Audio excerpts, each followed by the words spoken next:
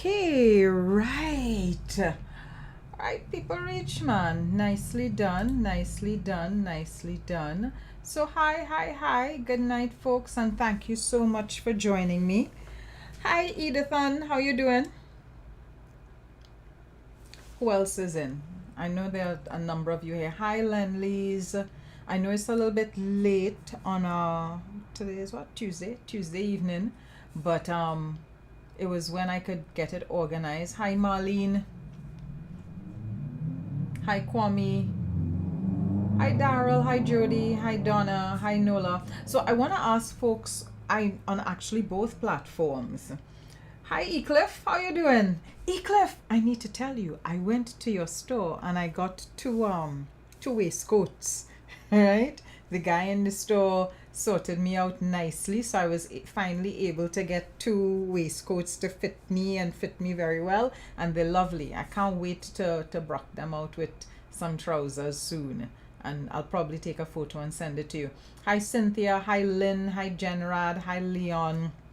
So those of you that are on YouTube, do me a favor and click like and subscribe. I needed to say that. I actually need to say that far more often.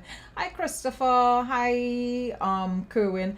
Ecliff, you do good stuff. So supporting you is not a problem at all. I was actually grateful. When I got to the store, I asked the guy, this stuff is only for men. He said, no, women can purchase too. And to find waistcoats that can fit me, because the problem sometimes is not so much shoulders, but of course chest. So I was able to get a couple that fit me very nicely. So I will put them on over some crisp white shirts and look very, very chic very soon. Hi, Kerwin. Hi, Barbara. So our guest is currently powdering up his nose. Hi, Barbara. Hi, Camille. Hi, Jazzy. Hi, Leslie Ann. He powdering up his nose. He had a meeting prior to this and only just got out of the meeting, so he was begging me for some time. He says he will log in. Now, there are a number of things that I want to discuss with the Minister of Finance. Well, I mean, here around these parts we just call him the Master of Coin. So there are a number of things I want to discuss with the Master of Coin. One, obviously the Standards and Poor's rating. Two, Standards and Poor's, the FCB APO, yes, of course. I want to talk about fuel prices and the fuel subsidy. And I also want to have a sense of where our footing is in terms of our fiscal stability here, especially in light of what we're seeing globally with respect to inflation. And of course, if there are any questions that crop up from those of you in the audience, anything that you feel that you want to ask, feel free to put it up here in the chat, and I will, once time permits, I will pose the questions. Of course, Minister Imbert told me that I have very limited time with him, right? He's like, I can only give you 15 minutes. So hopefully I get the full 15 minutes and then some. We will see how that goes, because he is notoriously difficult to pin down to get an interview from. Because I've been requesting an interview for quite some time, and then of course once he agrees to an interview, he is always very specific. You have to make sure that you ask very good questions and very pointed questions, because your questions can be loose and all over the place at all. Hi, Ashaki. I see St. Vincent in the house. Nice. Hi, Kevin. How you doing? Hi, Dre. Dre says, well, I need me my hib too. What is your hib, Dre? Debbie, you miss Sunday? Debbie, how you managed to miss Sunday, girl? You know a woman does miss my lives. I'm shocked. I'm stunned. I'm aghast. Hi, Cheryl St. Clair. Hi, Vienna. Hi, John Gill. Anne, how are you feeling, Anne? So, folks, I think I told you all Anne wasn't too well on the weekend, but she's back out of the hospital and home recovering now. Hi, Janelle Speth. You got the notification? I'm glad to hear that you got the notification. That means that you are properly well subscribed and you have clicked on getting notifications, and that's good stuff. The channels that I like to listen to on YouTube, I make sure that I am subscribed to them, and I subscribe to the notifications as well. So that way I am missing anything that I want to be able to hear. Now, Minister says he's going to be here in about 5 minutes. He says by about 10 past the hour he's going to log on. So in the meantime, we get to kind of chat with each other. I'm seeing Bernadine. I'm seeing Patricia. Hi, Patricia. Patricia, if I am not mistaken, you are on vacation in other parts of the world right now. So how are you managing with the what is it, boy? The time difference between where you are and where we are here. Hi, Cyprian. How you doing? Nice to see you. Hi, Bernadine. Hi, Edward. Hi, Evol. Did I get that correct? Evol Boxel Alexander. Hi, Chantel, Rose, Joan, Lynn Marie. Yes, we are having a conversation with short boss Debbie. Debbie, only not easy, only calling him man short boss. Normal on my live. Yes, I know that we generally will call him that, but tonight we are calling him the Master of Coin or Minister, right? Hi, Eiffel Tower. How things? Hi, Rudy. Is it Rude Trude or Rude Trudy? Good evening. Hi, Nicole Graves. Yes, I might need something stronger than what I drink in here right now, but we will see how it goes. Hi, Chantel. Hi, Florence. Yvette. Good. Right. We have a nice full house, man. More than 500 of you all have already logged in certainly on the Facebook end looking at things. I'm not sure how many persons are logged in on the YouTube end. I'm seeing that people are in YouTube, but I'm not 100% certain how many of you are in YouTube. Hi, Afia. I'm seeing that you're saying that it's currently 5 minutes past 9 in the morning in Japan. So thank you so much for tuning in all the way in Japan to listen to me talk to the Minister of Finance about things in Trinidad and Tobago. Hi, Valerie. Hi, Kathleen Luke. Hi, Aldith John. How you doing? Hi, Ado. Hi, Ado. How you doing? Shagari. You're catching kicks off of Shagari. Plenty of people catch kicks off of Shagari, and I'm sure Shagari right now still licking his wounds somewhere. Hi, Maureen. Hi, Trisha. And good evening to everybody. Your son had a car show, so you had a little private walk with him. Okay, Debbie, I'm not going to ask you what you was doing at the car show. I will leave that for another time. Hi, Monifi. How is Tobago this evening? What's the weather like there? You all had a nice day today? Hi, Anne-Marie Montique. And yeah, thanks for hailing out everybody on the live. Hi, Natasha Smith, Daryl Akong. The rain was, well, in where I am in Diego Martin, there were some showers. It didn't rain all day long. There were some showers. But when the showers fell, it was pretty heavy. So my aquaponics system is full and topped all the way up, and the fish and them looking nice and fat. I feel I may have to try some of my fish, catch some of them and put them on a grill somewhere. Oh, the Sahara dust. Oh, you had Sahara dust problems today? I'm sorry to hear that. Hold a second. Hello? You said you sent me Mm-hmm. link on WhatsApp. Go into WhatsApp. Hold a second. Go into WhatsApp, and in the chat conversation you will see the link there. Just click on the link. Right, but that's on my phone. But can't you open it up on your laptop? Well, you see, the best camera is on my iPad. Do you want me to send it to your iPad for you? I'll send it to you on your iPad. I'll send it on Telegram for you on your iPad. All right. Let me just check and see if I have Telegram on my iPad. Do you want it in email instead? Yeah, I have Telegram, yes. Okay. All right. I'm sending it to you now. Okay.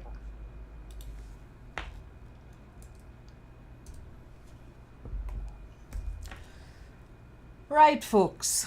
So we sorted because I'm seeing him online on Telegram, and I would imagine he's going to be calling in shortly. So in a couple seconds, we should have the Master of Coin. I see Cindy is saying 71 are tuned in on YouTube. Good, that's not bad.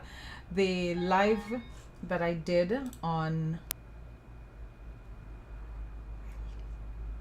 Right, the live that I did on Sunday thus far has 1,000 views, which is good because I only just started using YouTube, and well, the one on Facebook, is well over 10,000 views thus far. I stopped checking.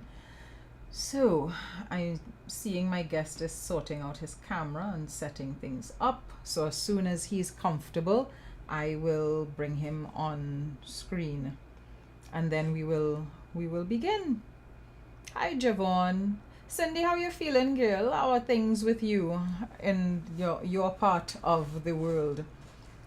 Janelle Sbat saying she's seeing 77 people on YouTube. Great, good. I'm happy to hear that. I'm glad to see that people are accessing YouTube. John Gill says it's 85 now. Good, 88. YouTube is building. Good. And here we have 630 persons on Facebook at this point in time. So we're building nicely in terms of the numbers for the live. I think my guest is ready. So I'm going to assign him, and I'm going to bring him on the screen. Ooh. Can you, via headphones, adjust it on adjust the headphones on the phones? Because I'm getting some noise in the background. You are? Yeah, I'm getting a high-pitched frequency sound, like something is buzzing in the background. Well, I'll take off the headphones. Take it off and let me see if it will be better. It just means everybody will hear your behavior. My behavior? With the headphones on, only I can hear you. Oh no! Pull it out, because there's feedback and it's disturbed. The feedback is gone. No. The feedback I is know, gone. but now the whole world could hear you. That's all right. I will try and be I'll try and be a good child this evening. All right? How is that? Right. Okay. You could hear me now? I can hear you now. I All can right. hear you absolutely fine. And I just Okay. want to sort out.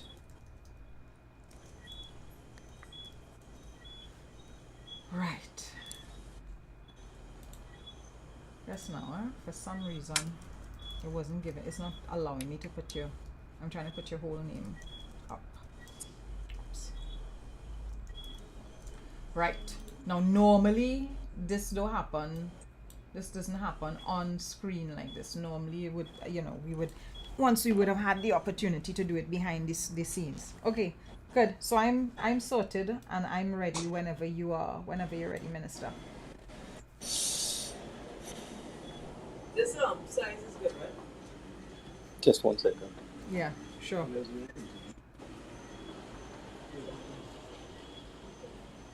Right, so folks, you'll have to forgive some of the impromptu nature. You'll of have to things forgive here. me. Yeah. I'm have now to organize explaining that. myself here. Yeah, I'm now explaining that to Right. them. We didn't have the Sorry usual. about that. We didn't have the time that we would normally have, where I kind of do an AV thing beforehand, etc., etc. I'll try and get up to speed as fast as possible. No, I'm not worried. I think you are up to speed, Minister. It's fine. I know that you had a very compact day today with all of the meetings and stuff. So let's jump straight into it. First question I want to ask you is, based on the tweets that you would have put up on the weekend, because I didn't get an opportunity to read the report or anything, I saw that you indicated that we've gone from a BBB negative to a stable position with respect to the Standards and Poor's rating. So I'm just going to put the information up on the screen. You said today, this is 2 days ago, a couple days ago, you said, today S&P, the international rating agency, confirmed Trinidad and Tobago's credit rating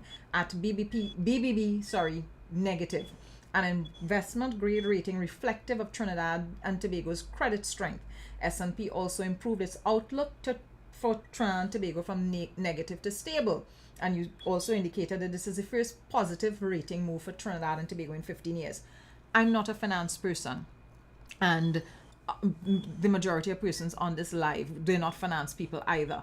What does this rating mean, and why is it important? What's the significance of the rating? Well, there are two components of the rating. One is the grade, which is the BBB minus, and the other is the outlook, which is the stable outlook. Now, Standard & Poor's put us on a negative outlook last year, in the second year of COVID, because they were uncomfortable with the level of debt that we were accumulating, the revenue that was coming in during that COVID year and the year before, and they weren't too sure whether they should maintain Trinidad and Tobago at investment grade. Now, let me explain what investment grade is. In ratings, whether it is Standard & Poor's, which is more or less the top rating agency in the world, or Moody's, which also believes it is right up there with Standard & Poor's, those are the two top, Moody's and Standard & Poor's. They group countries into three categories. One is investment grade, and an investment grade rating is what foreign banks would look at. If, for example, Trinidad and Tobago goes onto the international capital market like we did, actually, in the first year of COVID in 2020, in the midst of COVID, we needed to raise $500 million US to refinance an old loan that had been taken out 15 years before. We didn't have the capacity to repay the loan, so we had to refinance it, which means you borrow money in the amount to pay off the loan that is maturing at the time. And in order to get into the system, to get into Bloomberg, which is normally where we launch our investments. When we go out there, I did one in 2016 for $1 billion US, did very well, and this 500 million US one in 2020. You have to have an investment grade, or you have to have a rating from either Moody's or Standard & Poor's. In our case, we go with 2 from both of them, and it is based on that rating that you would get banks, large international banks like JP Morgan, Credit Suisse, Deutsche Bank, whoever it is that you're targeting in terms of asking them to invest in Trinidad and Tobago, they will look at your rating. So if you have a poor rating, you either won't get any offers at all, you won't get any bids, because when you go to raise $500 million US, for example, you're not going to get that 500 million US from one entity. It's a series of investors that will make bids, offer to take up $10 million, $20 million, $30 million. Sometimes you get as much as 40, but usually it's in the $10 million range. So you have hundreds of investors who are making offers to you to purchase bonds. It's Trinidad and Tobago, Republic of Trinidad and Tobago bonds. In that particular case in 2020, it was $500 million. And we were offering bonds, 10-year bonds, which means that we would pay the interest for 10 years. And then in the 10th year, you pay back the entire 500 million US. And we wanted an interest rate of 4.5%, which we achieved, by the way, in the middle of COVID. And it, depending on how strong your rating is, you can meet your target. We, in fact, were oversubscribed in that 500 million US bond offering by 100%. So we had $1 billion in offers. And then when you get that level of offers, you can pick and choose. You can then pick the strongest institutions that come forward, again, like a JP Morgan or a Deutsche Bank or Morgan Stanley or Citibank or somebody like that. There would be people coming in making offers that you don't really want to take their money, because they will make a bid, but then you don't get the money. Okay, or they might go and sell the portion of the bond that they sold to some undesirable that you don't want them to sell it to. So if your rating is weak, your bond offering will fail. In our case, if our rating was weak, we would not have been able to raise the 500 million, certainly not at 4.5% over 10 years. So in credit ratings are extremely important internationally and locally, because when we go to, say, Royal Bank, Republic Bank, Scotia Bank, First Citizens Bank, again, the investment grade rating that we have now, your credit rating, will determine what sort of interest rate you're going to get from the banks. Because in Trinidad, we go out on a sort of an auction basis. We invite proposals and then we examine the bids that come in. One bank might bid at 4%, another at 5%, another at 3%. So you're One might say saying the better Yeah. you're in your grade, your investment grade, the better the interest rate you're likely to get on loans and stuff. The better it is for the country. Okay. The better it is for the country. When I did the 500 million, we were refinancing a bond that had been taken out at about 8 or 9%, and we were able to get the same 500 US million for 4.5%. And when you work out the savings of that, savings of 4%, let's say the rate on the old bond was 8.5%, we were able to drop it to 4.5%. When you take it over the period of the bond, the 10 years, because you're paying that interest for 10 years. So 4% on $500 million over 10 years, you can do the maths yourself. That would be 20 million US dollars a year by 10, 200 million US dollars a year. So we were able to save Trinidad and Tobago over 1 billion Trinidad and Tobago dollars in 2020 by achieving a 4.5% interest rate on that bond. And you can only do that if you have a strong credit rating. Now, I've seen commentators making the point saying that this new investment grade rating is junk, and I wasn't sure how they were using the word junk, what junk meant, and whether or not what they were saying was true. So how do you respond to the statement about the credit rating or the new investment grade rating from Standard & Poor's essentially being junk? They're talking junk. So let me. What does that they junk have to term have something mean? to say. I will explain. They have to have something to say. So they're very unhappy about the fact that we have maintained our investment grade rating and we have a stable outlook now, which is a improvement from the negative. Remember, I told you last year. Are you having trouble with my video, by the way? Your video is it slower than sticking? your audio. Yeah, it is. But I mean, we're hearing you, so you can continue. Okay, good. So the rating in 2020 was negative. The outlook was negative. Now it's stable. So that's a vast improvement, and that's what I meant when I said that. Should I reconnect, because I find I'm moving very slowly. If you want to. So let me log you out, and when and just click on the link and come back in, and I will ask you the question about junk again. All right. I'll do that.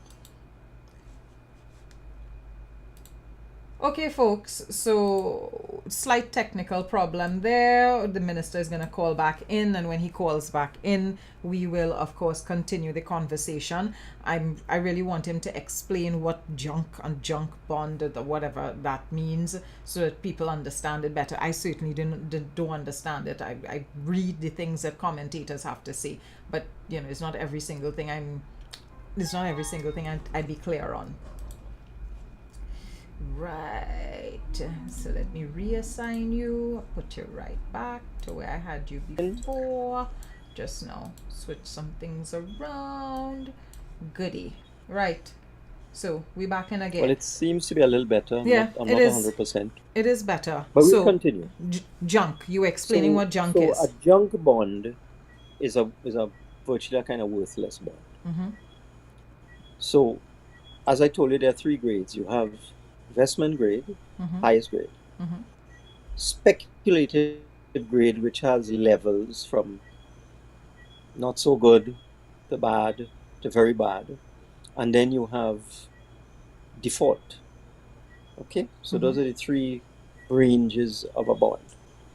In Trinidad and Tobago, I just have something here.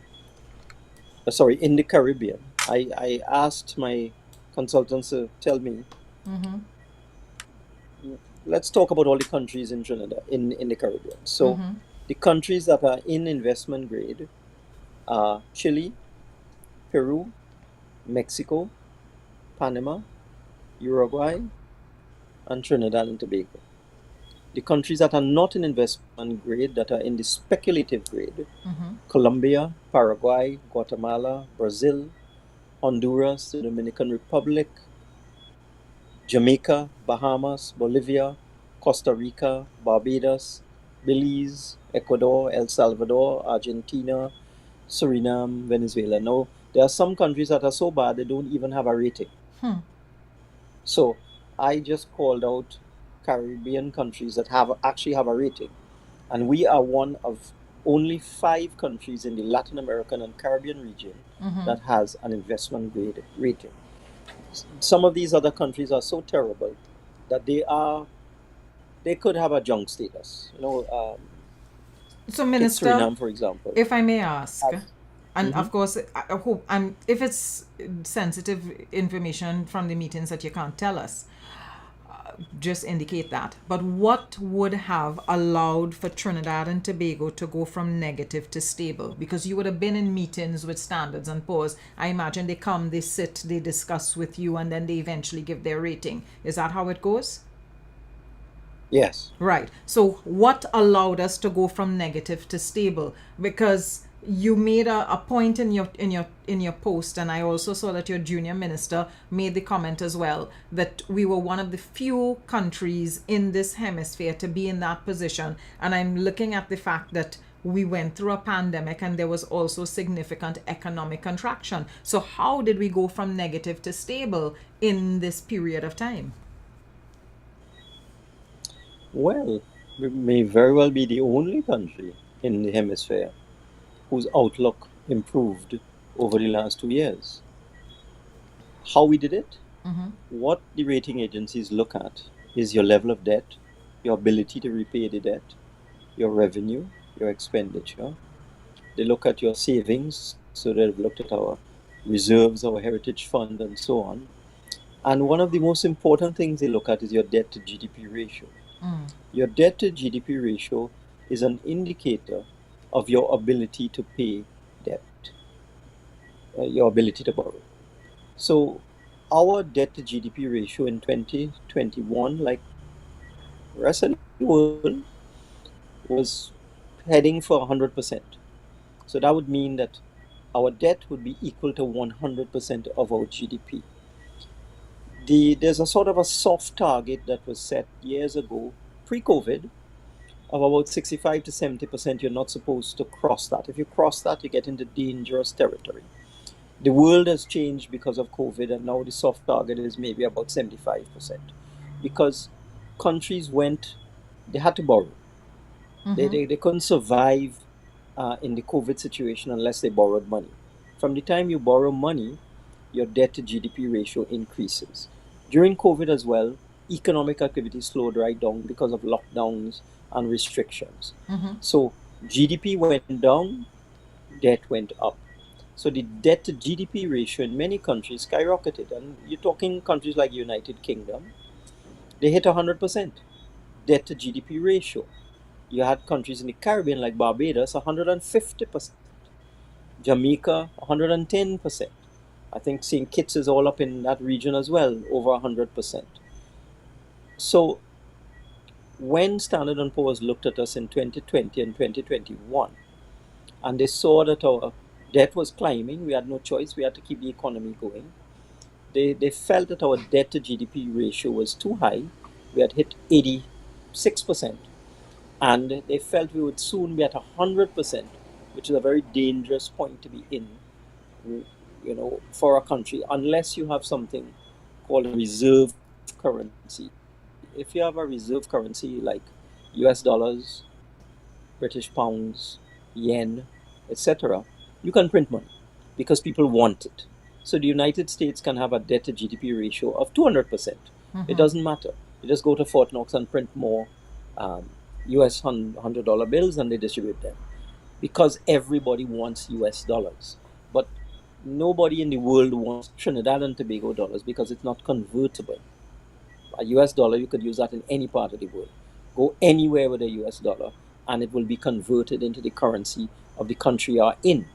But a Trinidad and Tobago dollar, you can't convert that in Barbados or in the United States or in the UK or something like that. So those developed countries, they cheat by sending their debt to GDP ratio up sky high, and then they just print more money to deal with their issues. We can't do that. So when Standard & Poor's looked at our debt to GDP ratio, they said, look, you're in danger territory. You're at 86% and you're heading for 100. So that's why they gave us a negative outlook. Because if nothing had changed, then our debt to GDP ratio would have hit that 100 and they would have downgraded us into the speculative grade. So then let me ask this. What has allowed our debt to GDP So ratio what to go down? happened, contrary to all the old talk you hear on the TV, radio, newspapers, you have the usual suspects just churning it out. They try to turn a positive into a negative, but I mean, the facts don't lie.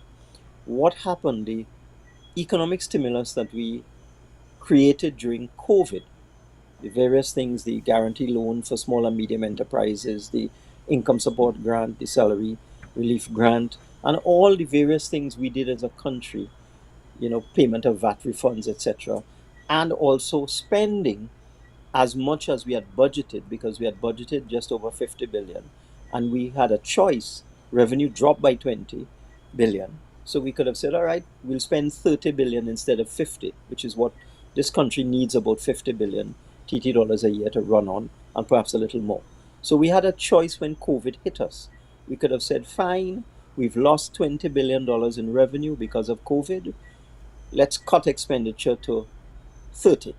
If we had done that, of course, you'd have to retrench about 50,000 public servants. You'd have to remove all subsidies from electricity and water. You'd literally shut the country down. So we didn't do that. We said we're going to spend that 50 and we're borrowing to spend it to keep economic activity and momentum going. What that did, our GDP has increased at such a tremendous rate. The GDP that we anticipated in 2021, when we were doing our preliminary calculations, was somewhere in the range of $145 billion. That was the GDP we estimated for 2020 into 2021. Our GDP is now $185 billion. So our GDP has gone up by $40 billion in just over a year. And since the GDP figure is below the equation, if the number below gets larger, then the debt remains the same, which is what has happened to us. We haven't been borrowing at all. We haven't borrowed for the last 6 months. So our debt is stable and our GDP is increasing at such a rapid rate. It's gone up by over 20%. So our debt to GDP ratio, instead of going up from 85% up to 100, which is what virtually every other country in the region was experiencing, our debt to GDP ratio is now 70%.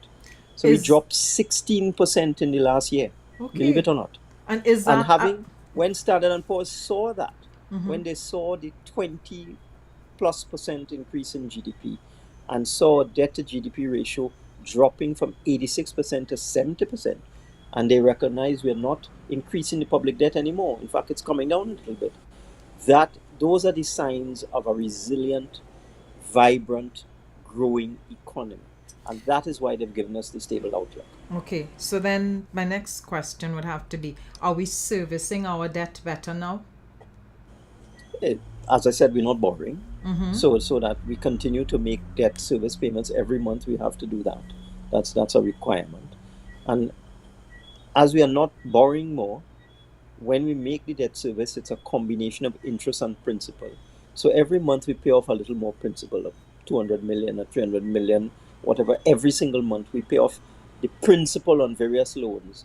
So our total public debt, which was somewhere around 131 billion at the end of December, is now 129 billion, going down to 128. So our debt is stabilized, it's coming down, and our GDP has skyrocketed.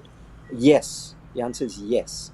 We're now in a much better position to repay debt, and that's another factor that S&P uses to give you a rating. Now, the funny thing with all these commentators, Mm-hmm. I mean, they all went to school, I assume. They all have degrees in economics. They know what the facts are, you know. They can see the GDP figure. They can see the debt figure because these things are all published now, freely available. They can see the CSO data. The CSO is now publishing data on its website. They can see everything, you know. So they understand what is going on. They understand that Trinidad, instead of getting into a collapse mode, has recovered to the point where we're now growing and we become extremely stable. They could see that, but not for their life would they say it, because to say it, they will have to admit that this government has managed the economy extremely well.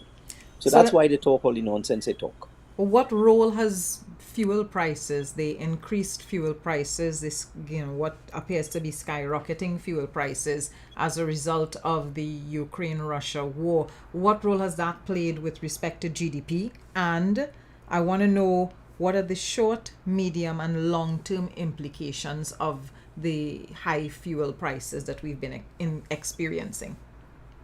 Okay, the fuel prices don't really have a significant effect on GDP.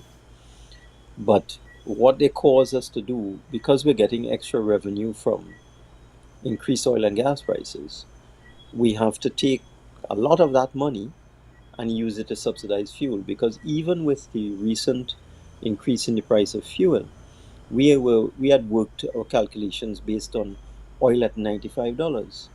But for the last 4 months, oil has averaged 107. That's an additional expense of $12 a barrel of oil. You'd be surprised what that does. The fuel subsidy is exponential. So just moving from an average of 95 to 107, the fuel subsidy has gone up by $1 billion, believe it or not. So that whereas the government had planned to spend between $850, $950, $1 billion subsidizing fuel at the new prices, we now have to spend $2 billion. Where are you going to get that other and, billion and, from? and the way it's going, I'm seeing a fuel subsidy of over $300 million a month at current prices.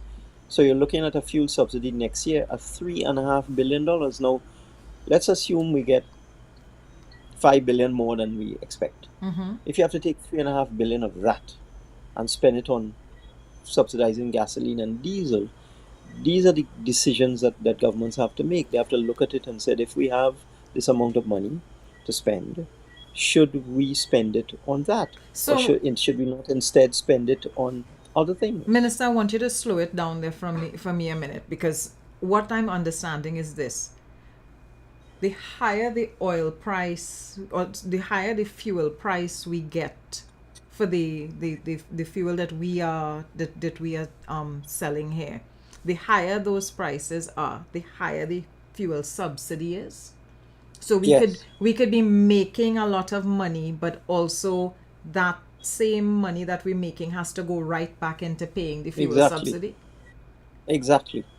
Because what happens is the prices of fuel in Trinidad and Tobago are fixed at the gas station. Mm-hmm. There are very few countries in the world that do that. Other countries, as the price of oil goes up, the price of gas goes up. As the price of oil goes down, the price of gas goes down. But we're in a situation where the prices in the gas station are way below what the cost of the fuel what we pay for it, whether it was being made here or whether it's being made overseas. It's what you pay, something called an ex-refinery price. Mm-hmm. And the ex-refinery price of gasoline and diesel is the cost of purchasing the crude oil to make it, to process it. And then you add on the cost of converting the crude oil into gasoline or diesel. That's an ex-refinery price. Mm-hmm. And on that, you add a few dollars for transportation, storage, and things like that. In the other Caribbean territories, fuel is selling. I mean, if you take Barbados, for example, you take the price of gasoline in Barbados, it's more than twice Trinidad and Tobago. It's approaching 15 TT dollars a liter over there. Our super is 6 and our premium is $6.75. Barbados is more than twice that. If you go up in the Eastern Caribbean, you go up to St. Lucia, St. Kitts, and so on, the price of gasoline is like $13-14. So because the true price of the fuel is $14 and we selling it for $6, we have to make up that difference, that $8 difference. So we buying the fuel for 14 and we selling it a liter, and we selling it to the Trinidad and Tobago motorists at 6. So somebody has to pay that $8 difference. So as the price of oil goes up, the price of the ex-refinery price of gasoline goes up. But because our price is fixed, we have to make up the difference. So the more the price of oil goes up, and we get a little extra revenue for that, the more we have to pay it back in subsidy to maintain the prices at the gas station at the fixed levels. So, is the government going to continue to do that? Well, it's a decision. These are decisions that governments have to make. You have to decide your priorities. I mean, if you have $3.5 billion available to spend on the population or to spend on the country, what do you spend that $3.5 billion on? Do you spend it on fixing potholes, for example, patching roads, paving roads? Do you spend it on social grants? Do you spend it on subsidizing basic items? Do you spend it on your health sector, on medication? What are the needs of the population? Do you spend it on gate? Do you spend it on education? If you have $3.5 billion to spend, you could take that whole 3.5 and spend it on fuel, subsidizing fuel, keeping it at a relatively low price, at a low price compared to the rest of the world. Because I can tell you in the UK right now, a liter of gasoline is over $20 TT. So it's more than 3 times Trinidad and Tobago.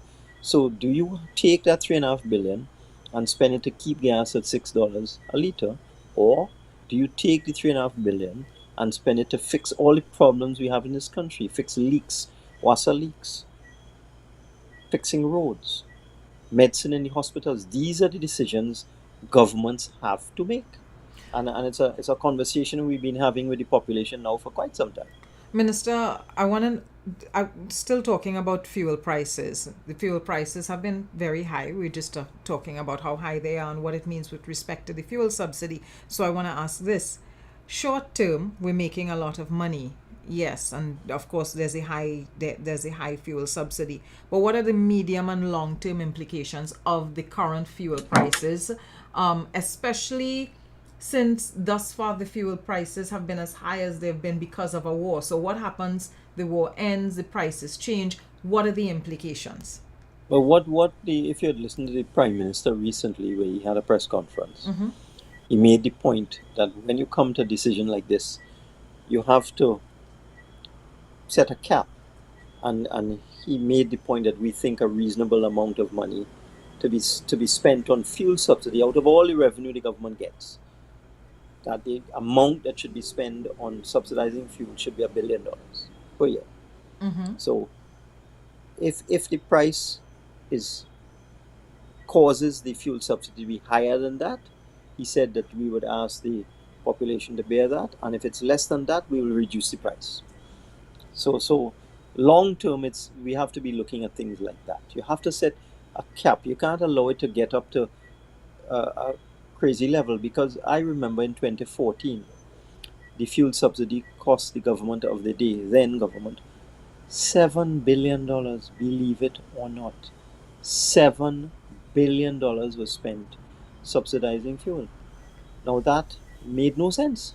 Can you imagine what any government could do with $7 billion in cash in terms of dealing with vulnerable groups, in terms of dealing with basic amenities in communities and so on?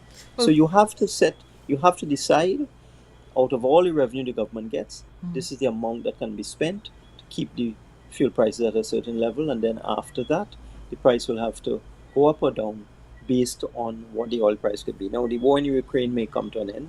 Price will definitely go down, that's for sure, because in the United States, the current administration, President Biden and so on, they're struggling with their popularity because of inflation. Inflation in the United States is almost at 10%. What's our And inflation rate at here? 4.5%. Okay. So And we're way below them. how And have that's we another.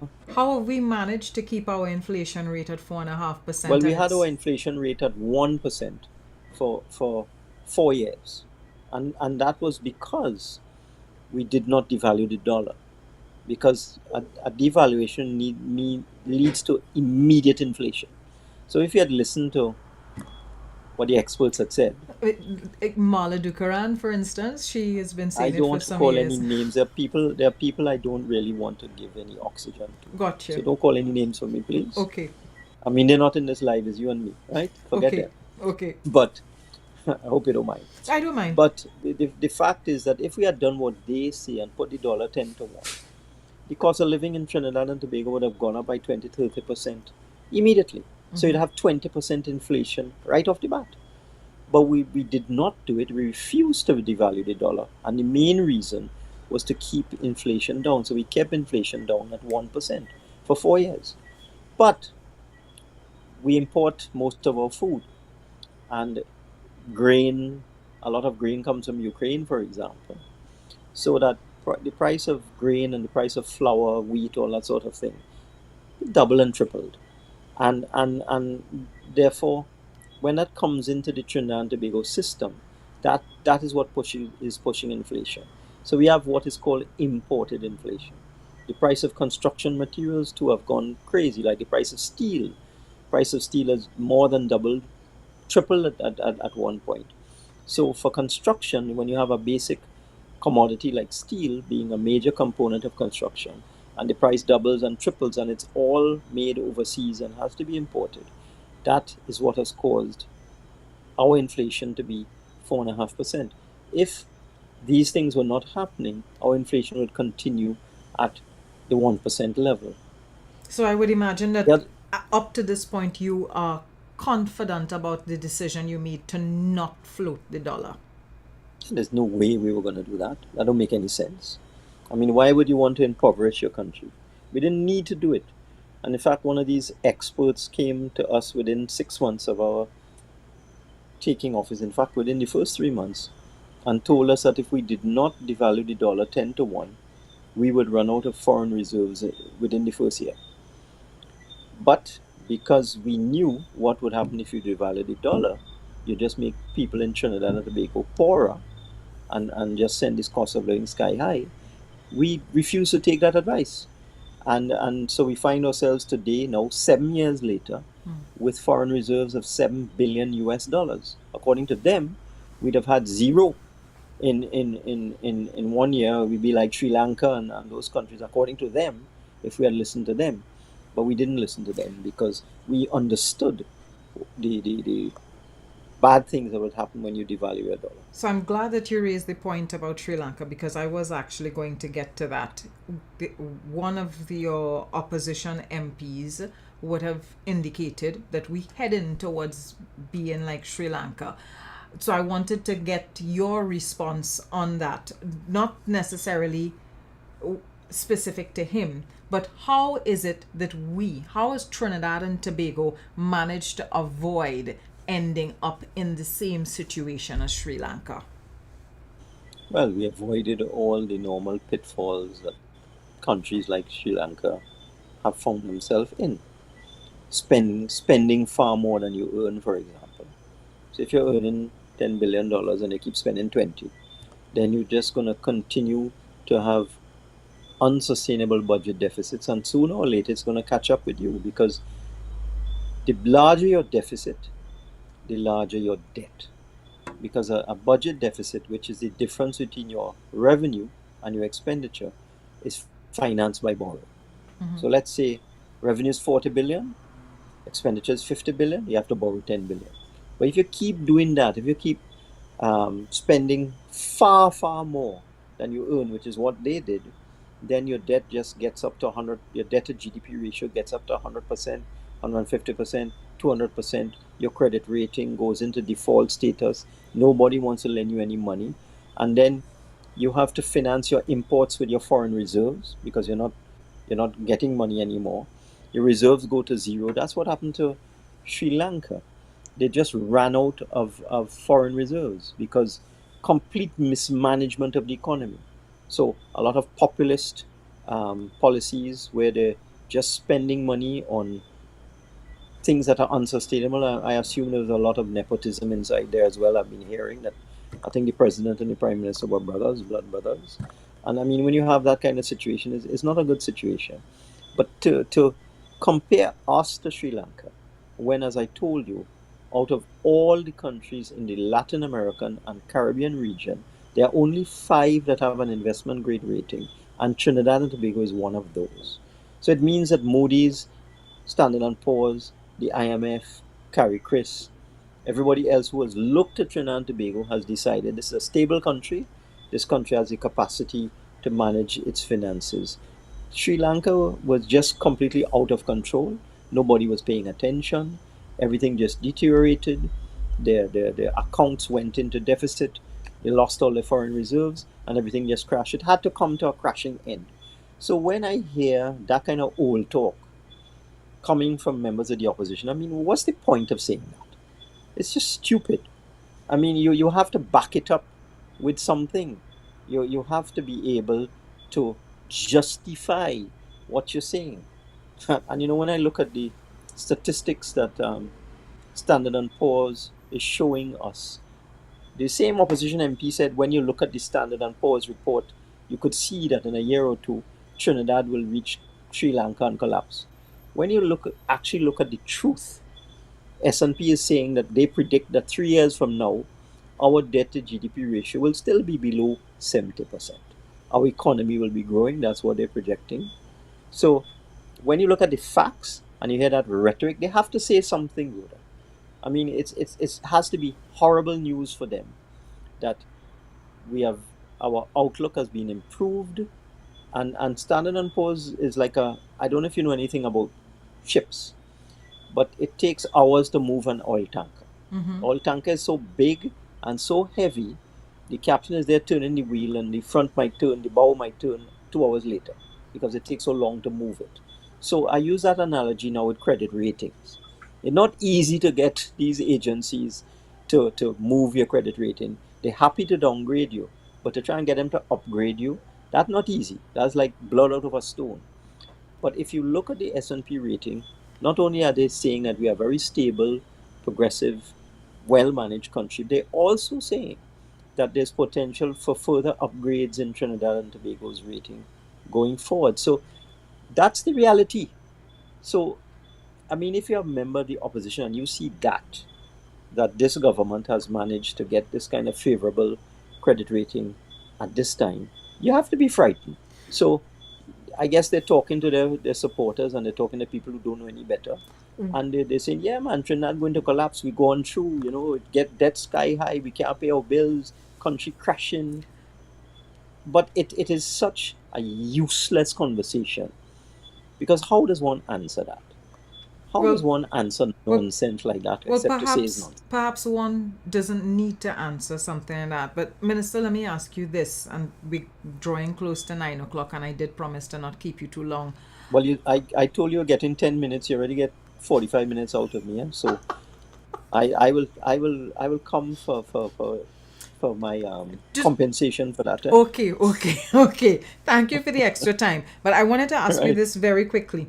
Are you prepared for a decline in the oil prices? Because you have a budget coming up soon. The Prime Minister would have mentioned last week that he wants you to do a spotlight on the economy, and he also hinted at the possibility of an earlier budget being read this year. So as opposed to October, I'm assuming it will be read sometime in September. But are you prepared for a decline in energy prices?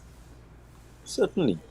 One of the things we've been doing for the last 2 years is that we've been very conservative in terms of our economic forecasts. So, for example, we based the 2022 budget on an oil price of $65. I could have said 75 because when I was reading the budget, it was $75. But we just decided, look, even though it's $75 in October of 2021 when I read the 2022 budget, let's average it out at 65 for the year because we don't know what is going on. I could have put a natural gas price of 450. I put 375, even though again when I was reading the budget, natural gas was $4.50. So budgeting going forward, we are being very, very, very careful. So we are prepared for a fall in oil price. And I want to tell you something. What is saving this country, in addition to the oil and gas sector, are two other very, very important sectors. The petrochemical sector is going crazy. When you look at the price of petrochemicals, fertilizers like urea, methanol, ammonia, etc., some of these products, the price has tripled over the last 12 months. And what that is doing is bringing substantial additional revenue into the treasury from the petrochemical companies. In fact, we're getting over $1 billion, maybe as much as $2 billion more in 2022 than we budgeted from the petrochemical companies. That's not going to stop because COVID has done a lot of damage to the productive capacity of petrochemical plants all over the world. That's going to take several years for them to recover. So there's a shortage of fertilizers all over the world. In fact, there was a very interesting development recently where fertilizer companies in the United States claimed that petrochemicals made in Trinidad, urea, ammonia, etc., were being dumped in the United States at prices below cost and were damaging these petrochemical companies in the States. But when the commission or whoever it is they have that deals with dumping did their evaluations and they listened to what the company said, they said we agree with you. You can't compete with Trinidad and Tobago. So they put what is called countervailing duties on Trinidad and Tobago petrochemicals of over 100%. So they decided to tax the petrochemicals made in Trinidad and Tobago. I think in one case it was 162%. They add on 162% in countervailing duties. And they said by adding that amount of duty to our petrochemicals, we would then be on a level playing field with American producers of fertilizers, etc. You know what happened? The farmers in the United States say, no. We can't afford that. We don't agree with you. We don't think that Trinidad and Tobago's fertilizers are being dumped in the United States. We need their fertilizer. We want to buy Trinidad and Tobago fertilizer. We're not buying yours because yours is too expensive. And they went to an entity in the United States called the Fair Trading Commission or the Fair Trade Commission. There's some name like that. And that is a higher body. And would you believe they overturned the ruling of the lower body and they brought the duty back down to zero? The reason is that the productive capacity for fertilizer production in the world is no longer what it used to be. And that's why fertilizer prices are 2 and 3 times what they were 12 months ago. So that's going to continue whether the oil price goes down or not. What is also going to help us is gas prices, natural gas. Because I have lived through a period in this ministry when I saw the price of natural gas drop to below $2 per unit. It's called a MMBTU, $1.70. Now at $1.70, we're losing 90% of the revenue we expect to get. I now see gas being sold in the United States at over $8. Yesterday I looked at it, it was $8.50. So that is more than 4 times what it was in that period. I think that was 2017 I saw that. I also know that in Europe, the price of natural gas is $25 a unit. And in Japan, it's $50 a unit. So our LNG facility sells gas to the United States, not so much anymore. Just about 10 or a little more than 10% of our natural gas goes to the United States. The rest of it goes to Europe and the Far East, where you're fetching $25, $30, $40, $50. Now, think about that. That's 20 or more times what the price of gas was in 2017. Unfortunately, we don't benefit from those prices in Europe and the Far East in the way that we should. That's all under discussion right now. I wouldn't go into that because the Ministry of Energy is handling that, and I don't want to, get involved in their business. Yeah. But we are deriving additional revenue from the prices in Europe and Japan, and hopefully we will get a bigger share. But just from the US price of $8, that is also providing significant additional revenue. Now, natural gas is a clean fuel. It's a preferred fuel to oil. It's not as polluting as oil. It's on the way to the green economy in terms of this whole climate change movement. So I don't see the price of natural gas going back down to $2 or $3. Because it's in high demand. It will be in high demand. I see it, yes, because countries all over the world are moving away from oil, from coal, and other dirty forms of energy, and moving into cleaner forms like natural gas. So I see substantial revenues continue to come from natural gas.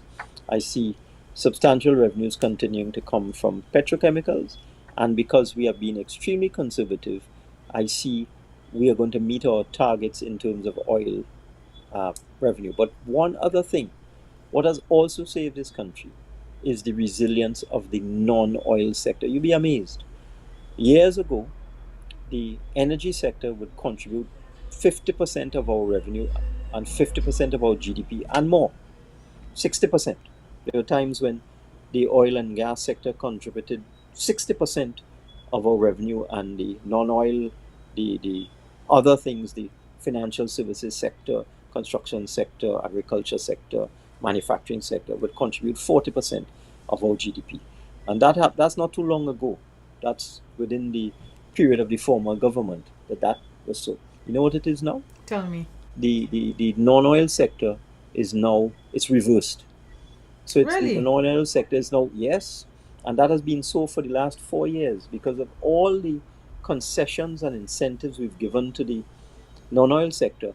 Our non-oil sector is now more than 50% of our GDP. That's another thing that annoys me, that our economists don't do this analysis. And they just keep talking without facts, because we're in a situation where our non-oil sector is vibrant, our petrochemical sector is vibrant, our natural gas sector is vibrant. So if the price of oil drops, which it will, we will suffer some loss of oil revenue.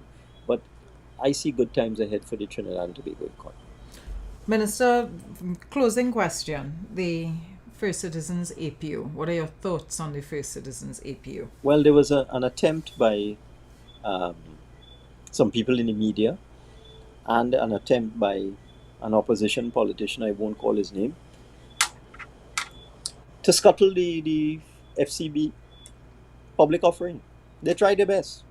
They were on the TV, in the newspapers for a month or more, giving the impression that FCB was in danger of going bankrupt, that the people in FCB didn't know what they were doing. They were making risky investments. They engaging in all sorts of reckless investments and so on. The opposition politician, as usual, just screaming and carrying on with a whole bunch of imaginary issues. We had priced the shares at $50 a share. We put 10,869,000, I believe, shares up for offer. So we are supposed to generate somewhere between 530 and 540 million from it. I am very happy to say that the FCB public offering was oversubscribed by over $100 million, maybe as much as $200 million.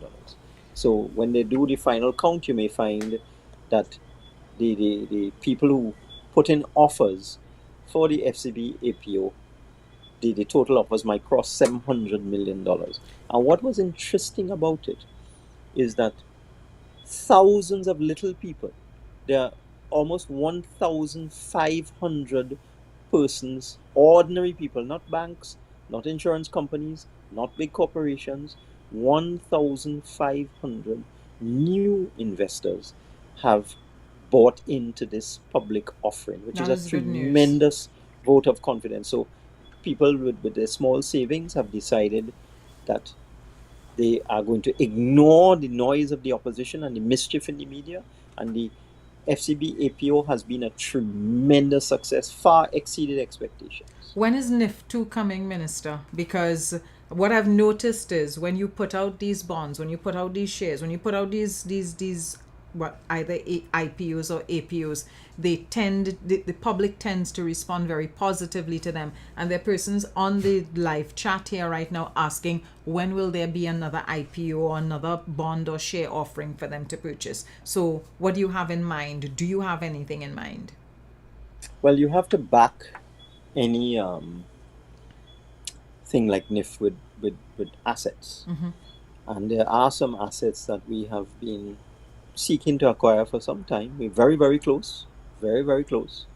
So in the case of NIF 1, the bonds are backed by shares in Republic Bank, Angostura, and so on, TGU, and so on. The shares that are asset backed, so that we sold $4 billion in shares. We have $8 billion in assets. In fact, the asset value is now close to $10 billion. Mm-hmm. So to do a NIF 2, we have to get assets which can back the bonds. And we're very close to that, and that will come out in due course. But what I find interesting about the questions and what has happened, NIF has been a fantastic success. Remember, the opposition leader said it was a Ponzi scheme. But you had 7,000 people buying into NIF. This next opposition member says that FCB going bankrupt. You have 1,500 new investors into FCB. So what that tells me is that people in this country are very sensible. They don't listen to old talk, and they don't allow themselves to be caught up with foolishness. And the questions that you are telling me people are posing also tells me that if we bring out NIF 2, when we bring out NIF 2, people are going to appreciate it. There will be a lot of appetite for it. And you know what that tells me? There's a lot of confidence in the way this government has managed the economy for the last 7 years. Because if there wasn't confidence, the FCB public offering would not be oversubscribed. The international banks would not be putting in offers for our bonds that are way beyond what we require, and so on. So I'm very gratified that the people of this country have so much confidence in the financial management of this country. Antigua is threatening to sue with respect to the CLICO payout. Is there any light that you can shed on that? Rhoda, you're going past 9 o'clock. and now you've captured me for an hour. You feel I have nothing to do? No, not at all. Just Come one. on, I tell you 10 minutes. We're on 60 minutes now. That's the final question. That's the final question. Is there anything that any light you can shed on that Antigua CLICO issue? I don't want to comment on that. I really don't want to comment on that. We'll talk about that in another forum. Okay. Sure, no problem. So what to expect in the budget? Anything to expect in I'm kidding. I think it's time for me to go. I'm kidding. Have a good evening, and thank you so much for giving us an hour of your time, pleasure. Minister. Okay. Take care. Okay. Bye. Bye-bye. Okay. Right, folks. So there you have it. We just had an hour of the Minister of Finance's time, and he answered as many questions as I could fit in and squeeze in with respect to the Standards & Poor's rating, energy prices, the fuel subsidy, inflation, our economic stability. So I hope you guys enjoyed it. I certainly enjoyed having the conversation with him, and I enjoyed having the conversation with you guys. So, enjoy the rest of your evening, and I will see you guys on the weekend. Probably not Friday. I'm thinking definitely Sunday we're going to be doing something emancipation related, but of course if I'm going to be doing a Friday live, I will put up the notice, so that way those of you that are subscribed, you'll get the notification and know that I'm doing a live. All right, so take care, enjoy the rest of your evening. Bye.